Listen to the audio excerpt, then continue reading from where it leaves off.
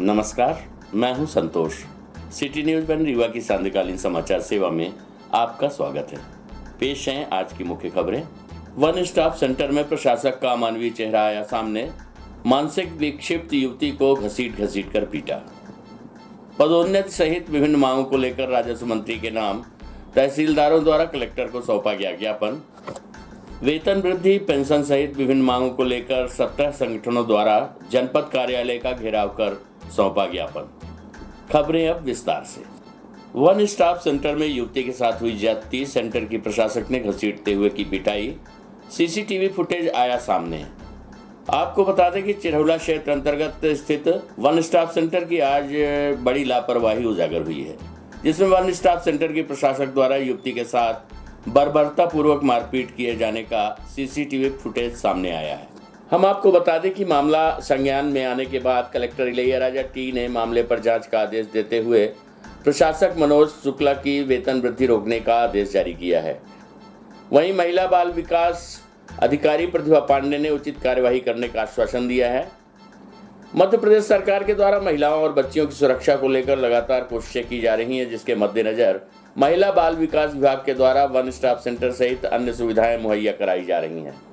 परंतु रीवा में one stop centre के भीतर भी महिलाएं और बच्चियां सुरक्षित नहीं है, जिसका जीता जागता उदाहरण आज एक सीसीटीवी फुटेज के माध्यम से सामने आया है, जिसमें वन स्टॉप सेंटर की प्रशासक मनोज शुक्ला के द्वारा युवती के साथ ज्यादती किए जाने का वीडियो उजागर हुआ है। मामले में मानसिक रूप से विक्षिप्त युवती के साथ उनके द्वारा मारपीट की गई है। वीडियो में साफ तौर पर देखा जा रहा है कि वन स्टॉप सेंटर की प्रशासक मनोज शुक्ला के द्वारा युवती को घसीटते हुए बाहर की ओर खींचा जा रहा है तथा उनके द्वारा किए जा रहे इस अमानवीय व्यवहार का सीसीटीवी फुटेज अब सामने आ गया है, जिसके बाद मामले पर रीवा कलेक्टर इलैयाराजा टी ने जांच के आदेश देते हुए प्रशासक मनोज शुक्ला की वेतन वृद्धि रोकने तक का आदेश जारी कर दिया है।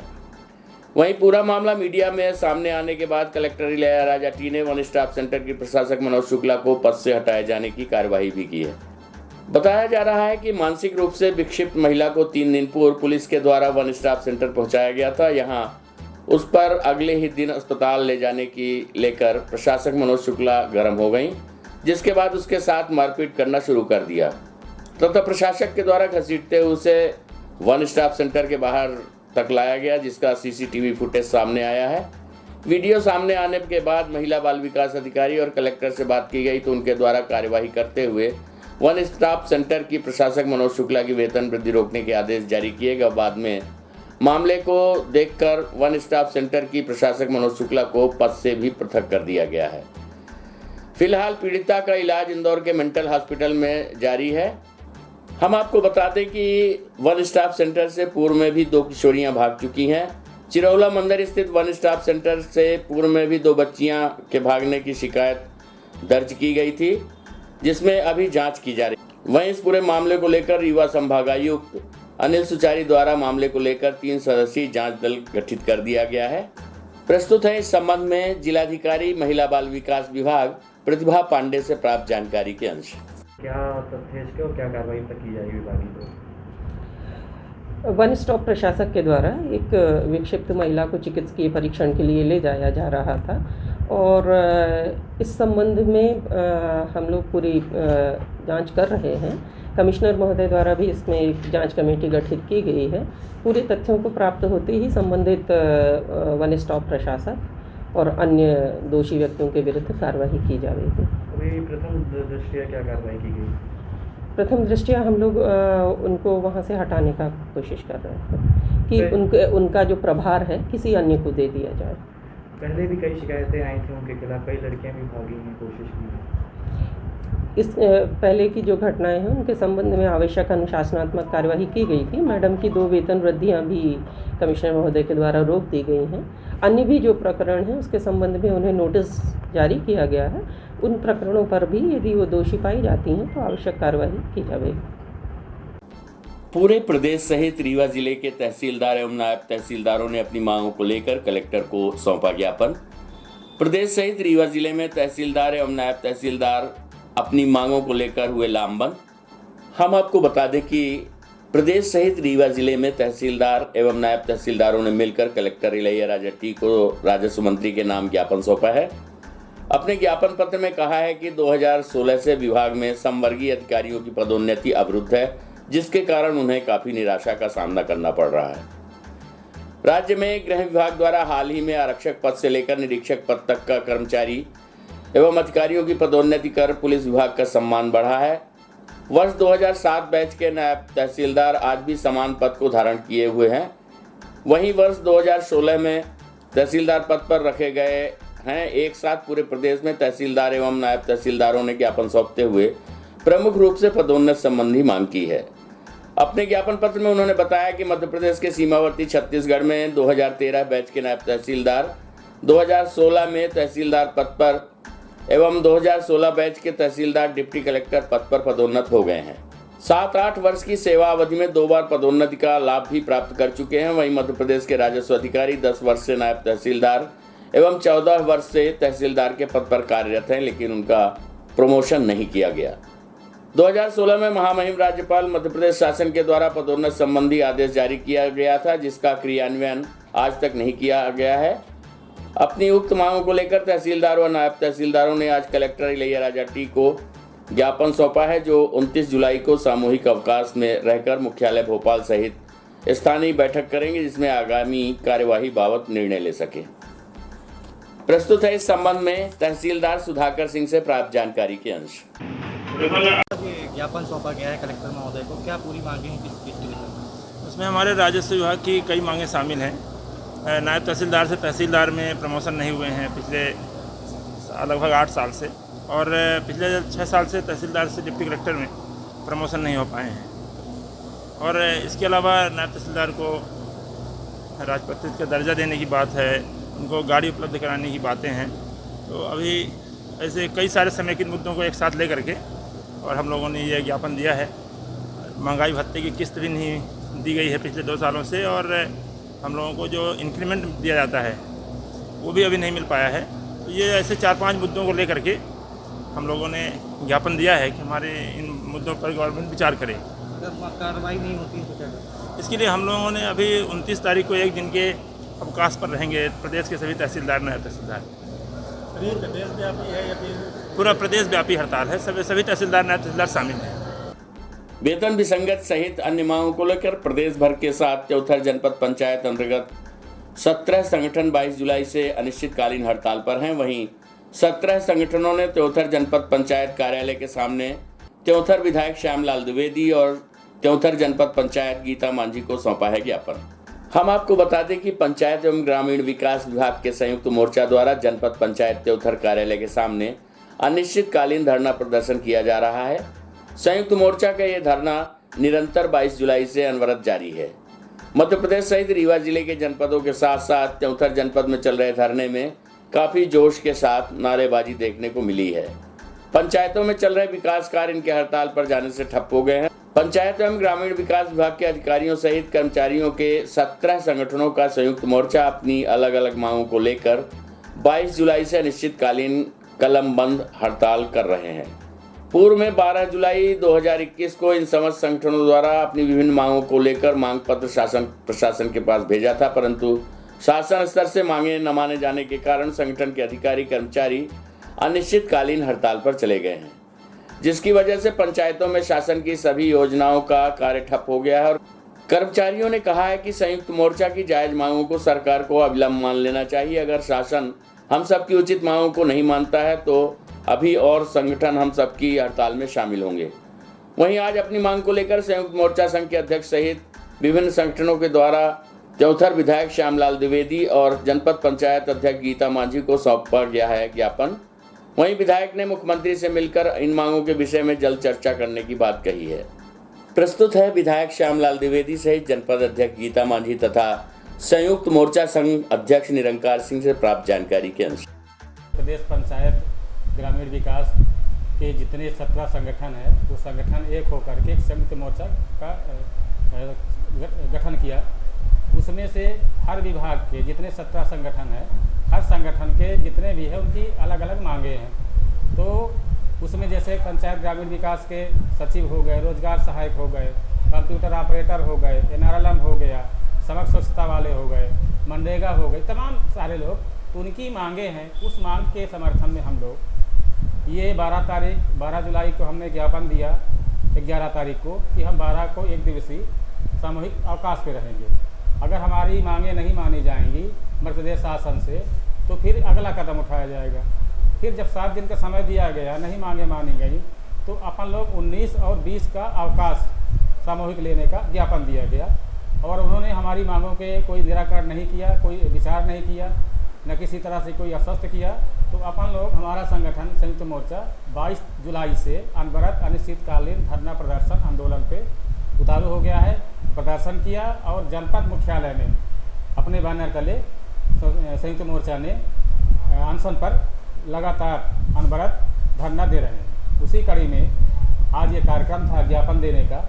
तो विधायक जी हमारे थे, आदरणीय गीता माझी अध्यक्ष महोदया थी, उनको अपनी मांगों के समर्थन में उनसे निवेदन किया और ज्ञापन पत्र प्रस्तुत किया कि हमारी मांगों का निराकरण किया जाए।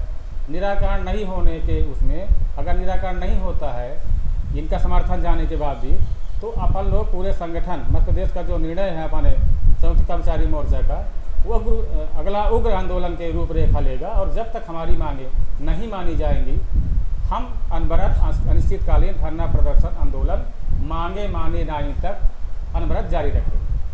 उनकी 17 संगठन की जो मांगे हैं, विभिन्न रूप से उनकी अनुकंपा नियुक्ति है और उनको पेंशन मिलने के लिए है, तो इसके लिए उन्होंने ज्ञापन दिया है। मैं उनकी मांगों का समर्थन करती हूँ क्योंकि वो विभिन्न जितना भर सरकार की योजनाएं हैं वो पूरा करवाने के लिए दिन रात मेहनत करते हैं। ग्रामीण विकास का जो भी विकास कार्य होता है, ग्राम पंचायत के सचिव, GRS और ग्रामीण विकास के सभी अधिकारी कर्मचारीगण उसमें पूरा करने के लिए अपना जी जान लगाते हैं, मेहनत करते हैं, तो मैं उनका समर्थन करती हूँ। इसी के लिए उन्होंने ज्ञापन दिया है आज हमें, तो मैं उनके पूर्ण रूप से समर्थन करती हूँ।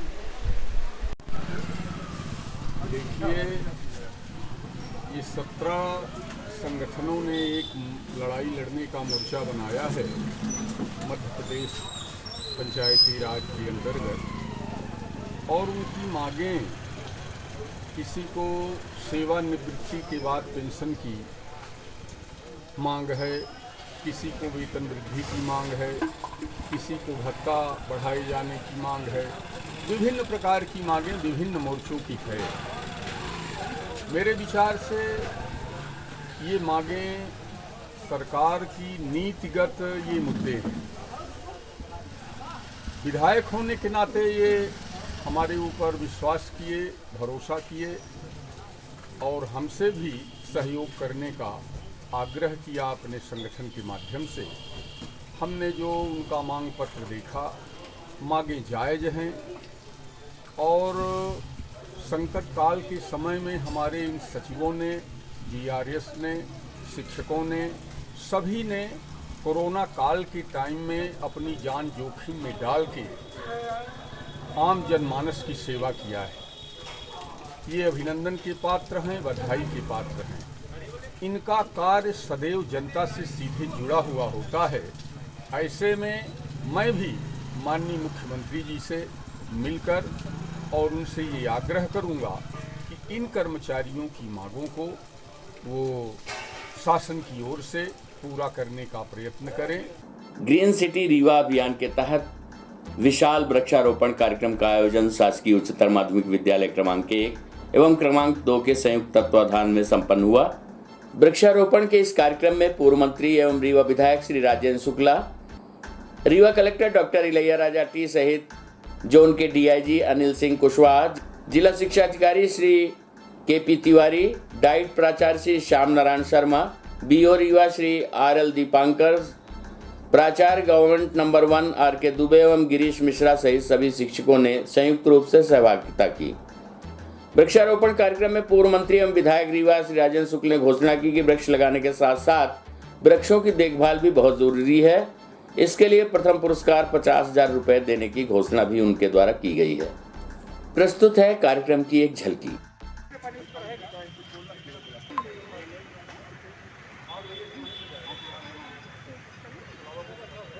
उसकी भी आवश्यकता है। हमारे पास समय नहीं, तो बिल्कुल हाथ जोड़ के टिकट करने लगे कि नहीं आप यहाँ जाइएगा, फिर बुलाइए। तक सारे लोग पेड़ लगाने के लिए योजना बना रहे हैं, दौड़ भाग कर रहे हैं। अभी अगले साल जो सबसे ज़्यादा पेड़ की ग्रोथ लाएगा और पेड़ बचाएगा, उसको इनाम मिलेगा 5 लाख रुपये। मतलब कि पेड़ लगाने से ज़्यादा पेड़ बचाना 10 गुना ज़्यादा महंगा है, इससे प्राइस भी 10 गुना ज़्यादा है। तो इसके लिए आप सब लोगों को मैं शुभकामनाएं देता हूँ। बाकी जो काम हम लोग कर सकते हैं कर ही रहे हैं। अभी आपने बोला कि पीछे की बाउंड्री गिर गई है, तो डी.ओ. साहब ने पूछा कि शासकीय प्रावधान कौन से हुआ बनाने का है, तो उन्होंने कहा कि हमसा से है, उसको करवा देंगे। पीछे की कोई बाउंड्री गिर गई, उसी प्रकार से ये जो भी इनकी डिमांड है, माध्यमिक कक्षाओं में फर्नीचर नहीं, तो ये आप करेंगे कि हमें करना है? फर्नीचर आपका है, हो जाएगा, ये भी हो जाएगा विभागीय तरीके से। कक्षाओं में ग्रीन बोर्ड की व्यवस्था कराई जाए, ये भी हो जाएगा। सिर्फ अब गवर्नमेंट स्कूल को बहुत अपने को ऊंचाई पे ले जाना। आप देखिए इसका लॉन जो था कितना अच्छा होगा, पहले तालाब था, टीचर बच्चों को दौड़ते हुए भी देखते थे तो हम लोगों को तकलीफ होती। और इतना सुंदर लॉन बन गया है, जैसा कलेक्ट्रेट का लॉन है उस तरीके का बन गया है। तो राजू भाई आप आए हैं, इसमें जब सही समय आपको लगे तो एक बार ग्रास कटर चला दीजिए। तो ये जो बढ़िया जितना ग्रास कटिंग होगी उतना ज़्यादा वो अच्छा हो जाएगा। और इन लॉन और रोड के बीच में पेवर ब्लॉक लगाने का भी टेंडर हो गया है, कर दिया है। तो वो पेवर ब्लॉक वाले कॉन्ट्रैक्टर आए, आप आए, तो पेवर ब्लॉक की 4-5 डिज़ाइन है। सराफा मंडल रीवा द्वारा आज हॉलमार्क के संबंध में होटल सेलिब्रेशन में कार्यशाला का आयोजन किया गया। आयोजन BIS के अधिकारी आकांक्षा मिश्रा एवं सराफा व्यापारियों की उपस्थिति में संपन्न हुआ। हम आपको बता दें कि हॉलमार्क के संबंध में किए गए जवाब एवं सवालों के सरल एवं सहज तरीके से आदरणीय आकांक्षा मिश्रा द्वारा व्यापारियों को दिया गया, जिससे कि हॉलमार्क के संदर्भ में व्यापारियों के बीच जो भ्रम की स्थिति बनी हुई थी उसका निदान हुआ। कार्यक्रम में प्रमुख रूप से सराफा मंडल के अध्यक्ष सुधीर सोनी, संरक्षक महेंद्र सराफ, सचिव मानिक लाल, उपाध्यक्ष संतोष ताम्रकार, स्वर्णकार मंडल के अध्यक्ष धनंजय सोनी, दिलीप सोनी, राजेश जयपुरिया, आनंद सोनी, सुनील सोनी, संतोष सोनी सहित अन्य सराफा व्यापारी उपस्थित रहे। प्रस्तुत है इस संबंध में BIS अधिकारी आकांक्षा मिश्रा एवं सराफा मंडल के सुधीर सोनी से प्राप्त जानकारी के अंश।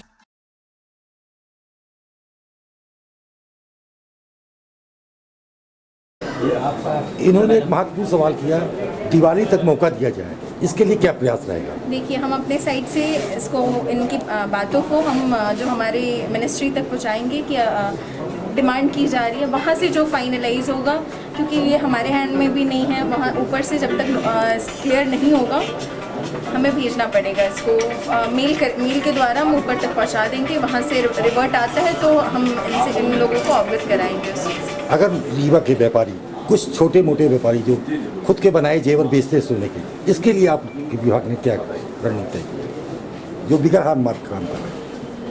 बगैर हॉलमार्क है जी, तो वो बेच सकते हैं। अगर वो 40 लाख के टर्नओवर से नीचे हैं तो वो चाहे विदाउट लाइसेंस वो बेच सकते हैं, विदाउट हॉलमार्किंग। अगर कुछ हॉलमार्क के जेवर यहीं के व्यापारी से लेके दोनों चीज़ बेचे तो उसके लिए क्या?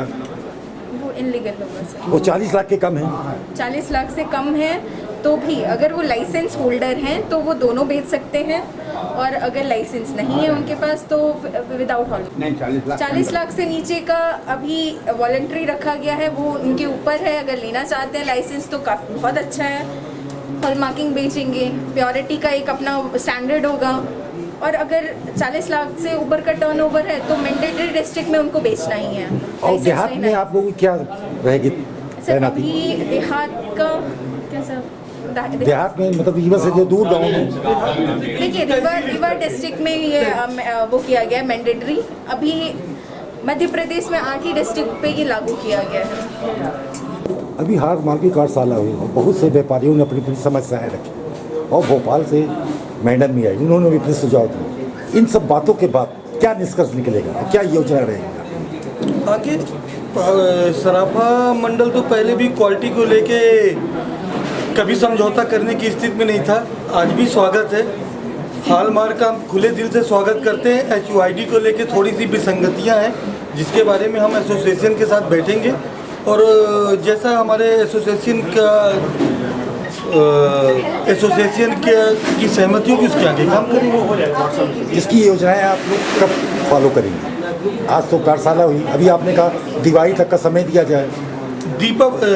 हमने एक मांग की है कि कोविड के कारण कहीं ना कहीं ज्वेलरी सेक्टर को ही क्यों ले, पूरा देश ही इससे प्रभावित था। तो हम ये चाहते, हमने एक मांग की है छोटी सी कि मंडल की ओर से कि भाई हमें दीपावली तक का समय दिया जाए ताकि हम बिल्कुल पूर्ण रूप से प्रिपेयर हो जाएं। आज कार्यशाला के आयोजन का सिर्फ मुख्य उद्देश्य ये था कि बहुत सी भ्रम की स्थिति थी जिसे आज दूर किया गया है। और आज ही बिल्कुल लेटेस्ट में जो 31 जुलाई का डिक्लेरेशन के लिए था तो उसको आगे 15 अगस्त के लिए बढ़ाया गया है, लेकिन हम आगे की भी मांग कर रहे हैं कि हम डिक्लेरेशन किसी भी स्थिति में 15 तारीख तक नहीं दे सकते। उसकी मूल वजह ये है कि आज जो भी उसके नॉर्म्स हैं, CA को अभी उसके बारे में पूरी डिटेल्स नहीं है, हमारा जो अकाउंटेंट है उसके बारे में पूरी तरह से प्रिपेयर नहीं है। इसके लिए हमने इनसे मांग की है कि भाई हमें दीपावली तक का समय दिया जाए। आज की खबरों में बस इतना ही। कल हम पुनः हाजिर होंगे कुछ नई खबरों के साथ। तब तक के लिए हमें अनुमति दीजिए। नमस्कार।